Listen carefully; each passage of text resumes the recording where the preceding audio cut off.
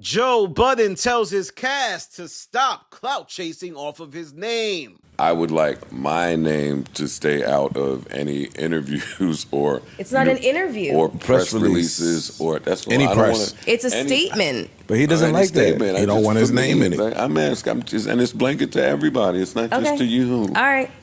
Okay. Please, you guys. Okay. I'm on that really big podcast.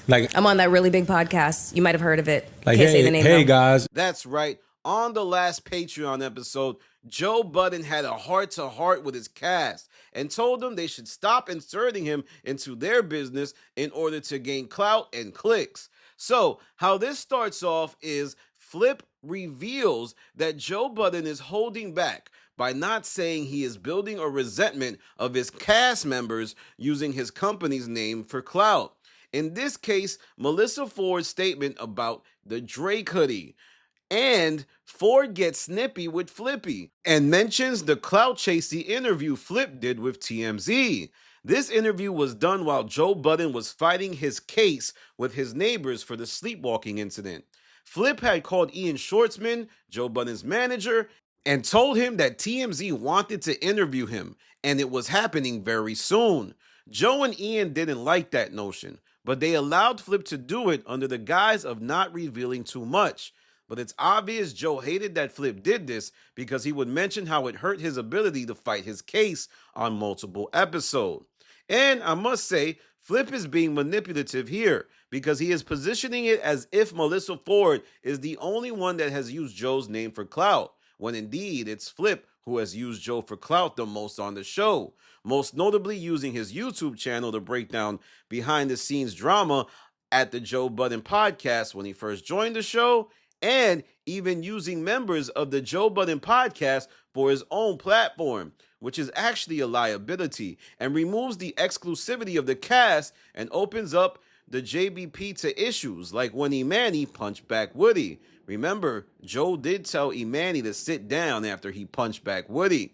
Ford then accurately points out that her statement on social media is vastly different than Flip's interview with TMZ, which is one of the biggest online platforms in America, highlighting that the discussion of the Drake website was done on the Patreon and podcast.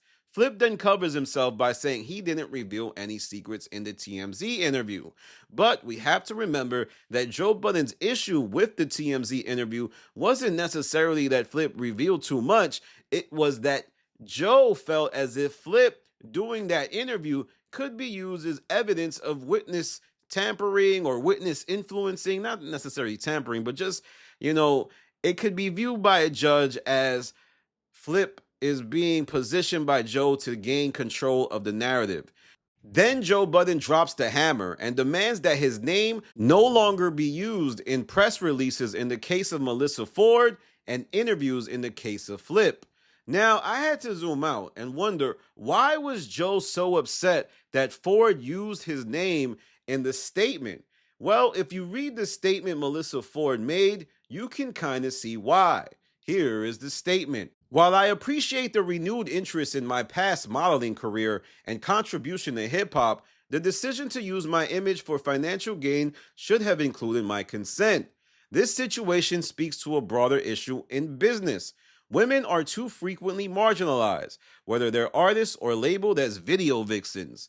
Changing this is something I will remain vocal about on my platform. I also want to acknowledge Joe Budden and the JBP team's smart move of buying videovixen.ca and redirecting it to his Patreon, and then, in a show of support, redirecting it once more to the YouTube page for my podcast, Hot and Bothered with Melyssa Ford.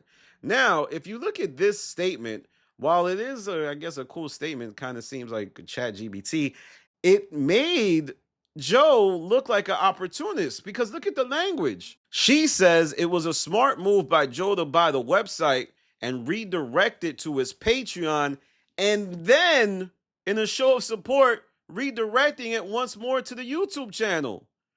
It seems a little bit like she's trying to position Joe as part of the patriarchy because I don't know what happened. I don't know if the initial plan was to only have it go to Joe's Patreon, and then there was a mix-up, some type of dialogue behind the scenes, and then they decided, oh, Let's move it over to Hot and Bothered. That statement didn't necessarily paint the Joe Budden podcast in a good light. It painted like Joe Budden was in the same spot as Drake. This is what I'm saying, or what I'm seeing in this statement, in terms of exploiting Melyssa Ford, right? Melyssa Ford had been smitten with the idea of Drake using her for a rollout by dissing Joe. But then this statement, she's all of a sudden acting like, she was marginalized. So I can see why Joe had an issue. But this speaks to a larger dynamic for the cast. Joe doesn't want them using his name anymore. Well, really, the only people who are doing this is Melyssa Ford and Flip. Ice and Ish don't do this. Parks don't do this. Rory and Maul didn't even really do this. And you have to look at other instances in media, like the Howard Stern show. It's clear to me, at least from what I see, and also conversations that the Howard Stern show has had on air, that you are not allowed to use Howard Stern's name in anything. Don't mention him if you work for the show. If you go on another show and talk about Howard Stern or do an interview about Howard Stern, you're going to be pulled into a backdoor meeting. They're going to be like, hey, what are you doing? This has nothing to do with you. Don't use Howard Stern's likeness for anything. We run the show here. And it seems like that's the direction the Joe Budden podcast is headed in. But they just haven't formalized those infrastructures, right? There's no organizational structure. So people right now are coloring out the lines. It likely needs to be included in the contracts.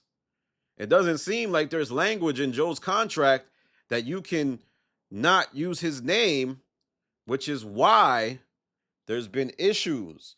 Overall, I mean, Ford and Flip have done this a lot. They're using the name of the JBP to grow their brand. And let's keep it real. I know this is a conversation people know, but we don't have out loud. Ford and Flip, they were not where they were right now.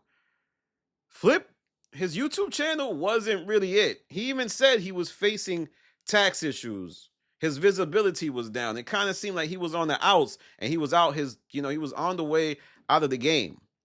Ford, she ain't really had nothing popping. She ain't have a podcast. She had just fell out with Jason Lee. She seemed to have gone ghost. And she got back on the JBP and got back hot. The only reason Melyssa Ford was mentioned by Drake is because of her proximity to Joe.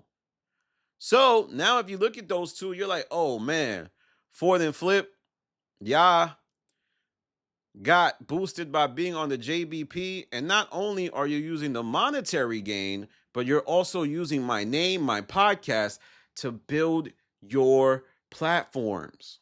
I pay you. That's how I compensate you. It's not for you to take my likeness and use it for your favor. But let me know what you think in the comments.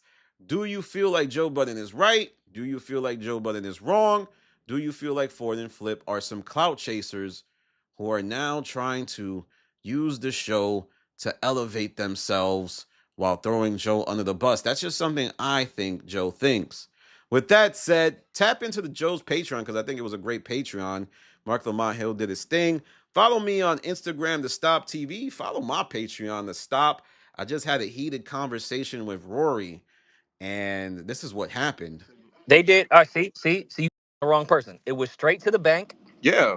Which was a cool record. Didn't do much, but it was a cool record. See, stop right there. I'm gonna I Get Money stop was right there. a hit record in New York City. Stop right there. Danny, Stop right Danny, there. Stop right there.